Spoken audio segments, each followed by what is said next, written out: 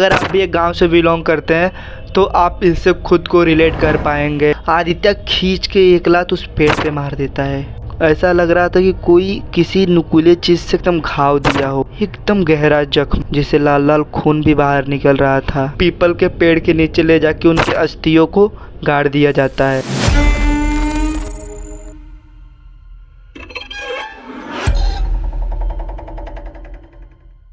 स्त्री भेड़िया एंड अब उसके बाद में मैड डॉग फिल्म ने मुंजा मूवी को रिलीज कर दिया है। अगर आपको 1000 आत्माएं पोजेस्ट कर लेती हैं तो आप उनसे बच के बाहर निकल सकते हैं, लेकिन अगर आपको एक बार प्रेत मुंजा ने पोजेस्ट कर लिया तो आप उनसे बच के बाहर कभी नहीं निकल सकते हैं।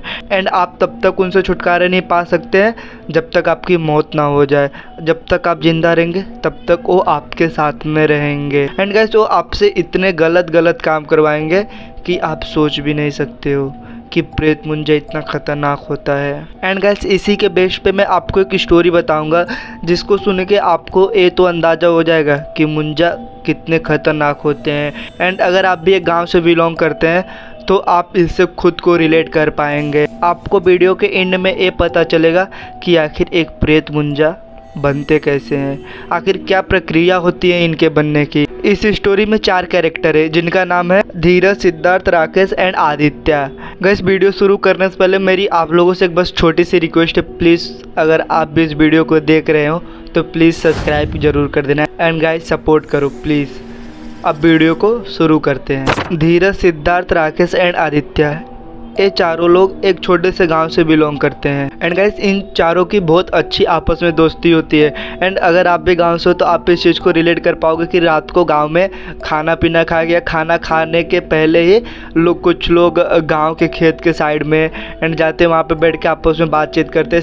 सभी जितने दोस्त लोग हैं सभी लोग करते हैं। एंड ऐसे ये चारों लोग गाँव के एक खेत के पास जाके रोज़ शाम को बैठा करते थे एंड ये आपस में बात करते रहते थे। एंड ये रिसेंटली में अपना 12th का एग्ज़ाम भी दिए होते जिसका रिजल्ट आने वाले होता है। एक दिन रोज की तरह वे लोग एक शाम को वहाँ पे अपने जगह पे बैठते हैं एंड आपस में बात करते रहते हैं। तभी उसमें से जो आदित्य रहता है वो थोड़ा मतलब कि ऐसा नीडर टाइप का रहता है, ना तो किसी की बात सुनता है, बस अपनी बातों को बोलता है। वो बोलता है कि अगर हम फर्स्ट डिवीज़न से पास हो जाएंगे तो हम पार्टी करेंगे एंड उसमें से हम थोड़ा ड्रिंक भी ट्राई करेंगे। एंड तभी उसमें से धीरज बोलता है तो हमारे पास कोई ऐसी जगह है जहाँ पे हम पार्टी कर सके एंड उसमें ड्रिंक भी ट्राई करने के लिए बोल रहे तो ये बहुत ही मुश्किल है। एंड फिर वो सभी लोग आपस में ऐसे चीज़ें सोचने लगते हैं। तभी उसमें से आदित्य बोलता है अरे तुम लोग टेंशन क्यों ले रहे हो, अपने गाँव के पीछे जो एक पीपल का पेड़ है हम लोग रात को वहाँ पर पार्टी करेंगे एंड वहाँ पर कोई आएगा भी नहीं और मस्त ठंडी ठंडी हवा भी चलेगी, रात को पार्टी करेंगे। बस इतना ही आदित्य की बात सुनते ही वो तीनों दोस्त एकदम शांत बैठ जाते हैं। एंड उसमें से कुछ समय बाद धीरज बोलता है पागल है तू, गांव वाले वहाँ पे दिन को नहीं जाते हैं और तुम्हें रात को वहाँ पे पार्टी करने के लिए बोल रहे, क्या तुझे नहीं पता कि वहाँ पे एक प्रेत आत्मा रहती है। एंड गाइस बातों में उन लोग की बहुत ज़्यादा बहस हो जाती है। एंड उसी बहस में आदित्य बोलता है कि ठीक है मैं अभी उस पेड़ के पास चलता हूँ एंड उस पेड़ के नीचे मैं तुम लोग को ये प्रूफ करूँगा कि कोई भी प्रेत आत्मा नहीं होती है। और जैसे वो लोग फ्लो में उस पेड़ के पास भी पहुँच जाते हैं। एंड जैसे वो लोग उस पेड़ के पास पहुँचते हैं आदित्य खींच के एक लात उस पेड़ पे मार देता है। और जैसे वो एक लात पेड़ पे मारता है वैसे पेड़ एकदम तेज़ी से हिलने लगता है एंड ऊपर से एक छोटा सा पत्थर आदित्य के सर पे गिरता है। आदित्य इतने ज़्यादा गुस्से में था कि वो इन सब चीज़ों को ध्यान ही नहीं देता है और उस पेड़ को गाली देने लगता है। गाली देने के बाद में वह उस पेड़ के नीचे कुछ समय के बाद में 1 नंबर यानी कि टॉयलेट भी कर देता है। एंड गाइस उसके बाद में वो अपने तीनों दोस्तों को बोलता है कि देखा कोई आत्मा वित्मा नहीं रहती है, तुम लोग किसी के बात पे क्यों भरोसा कर लेते हो।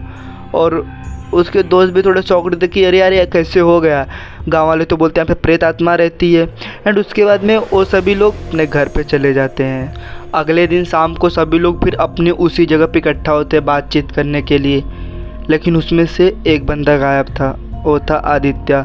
ऐसे करते करते 2-3 दिन 4 दिन हफ्ते महीने भर बीत गए, लेकिन आदित्य का कोई पता नहीं चल रहा था। ना तो अब अपने दोस्तों के साथ में रहता था और ना ही वो अपने घर से बाहर निकलता था। एंड उन दोस्तों को कुछ तो डाउट हुआ कि आदित्य के साथ कुछ तो हुआ है और वो जब उसके घर पे जाते हैं सब चीज़ों का पता लगाने के लिए। गाइस जैसे ही वो आदित्य के घर के दरवाजे को खोलते हैं एंड वो एकदम दंग रह जाते हैं जो चीज़ देख के।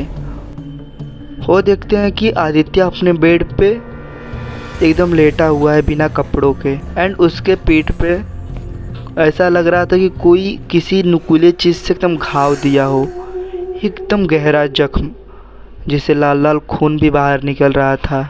एंड वो लोग ये सब चीज़ें देख के बहुत ज़्यादा शॉक्ड रह जाते हैं।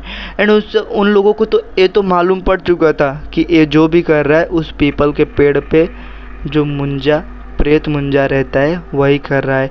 एंड वो तीनों लोग जाके उसके मम्मी पापा को सब चीज़ें बताते हैं। तब उसके पापा बहुत तेज़ी से रोने लगते हैं एंड रो के कहते हैं बेटा हमें पता है, हम इसे एक तांत्रिक के पास भी लेके गए थे एंड उस तांत्रिक ने बोला अगर इसे एक बार आत्मा या पिशाचिनी पोजेस्ट की रहती तो मैं इसे बचा सकता था, लेकिन इसे कोई ऐसी वैसी चीज़ नहीं, इसे एक प्रेत मुंजा ने पोजेस्ट किया हुआ है। अगर मैं इसका हेल्प किया तो वो मुझे खुद ही मार डालेगा एंड वो इसके साथ तब तक रहेगा जब तक ये जिंदा रहेगा। अब इसे कोई भगवान भी नहीं बचा सकता है। नहीं, हमारे हिंदू धर्म में 4 पारंपरिक चरण होते हैं। पहला ब्रह्मचार्य, दूसरा गृहस्थ, तीसरा वानप्रस्थ, चौथा संन्यास। ब्रह्मचार्य जो एक विद्यार्थी जीवन है एंड इसे उपनयन संस्कार भी कहा जाता है एंड इसे मराठी में मुंजा संस्कार भी कहा जाता है। और गाइस जो गृहस्थ जीवन है उसे शोध मुंजा संस्कार कहा जाता है। गाइस ऐसा कहा जाता है हमारे हिंदू धर्म में कि अगर कोई व्यक्ति मुंजा संस्कार के बाद और शोध मुंजा संस्कार के पहले अविवाहित ही मर जाता है एंड उसकी अगर कुछ इच्छाएं अधूरी रहती हैं वो एक प्रेत मुंजा का रूप ले लेता है। एंड गाइस इसके ऊपर एक दूसरी स्टोरी ये है कि अगर किसी बच्चे का मुंडन हुआ है एंड उस मुंडन के बाद अगर उसकी मृत्यु हो गई और उस मृत्यु के बाद में ये कहा जाता है जो छोटे बच्चों के अंदर आत्माएं रहती हैं वो बहुत ही कमज़ोर रहती हैं एंड वो अपने शरीर से प्रॉपर तरीके से जुड़े नहीं रहते हैं। ना तो उनके अंदर किसी चीज़ का लालच, ना घमंड, ना किसी भी चीज़ का कुछ इच्छा ही नहीं होती है उनको जो मिल जाएगा वो उससे खाएंगे, पिएंगे, खेलेंगे, सब कुछ करेंगे। तो उन्हें इसके लिए जलाया नहीं जाता है एंड उनको एक पीपल के पेड़ के नीचे ले जाके उनके अस्थियों को गाड़ दिया जाता है। और अगर इसमें से किसी बच्चे के अंदर कोई इच्छाएं आ जाती है और उनकी वो इच्छा अधूरी रह जाती है तो मृत्यु के बाद वो एक प्रेत मुंजा के रूप में परिवर्तित हो जाते हैं एंड वो अपना बसेरा एक पीपल के पेड़ को बना लेते हैं।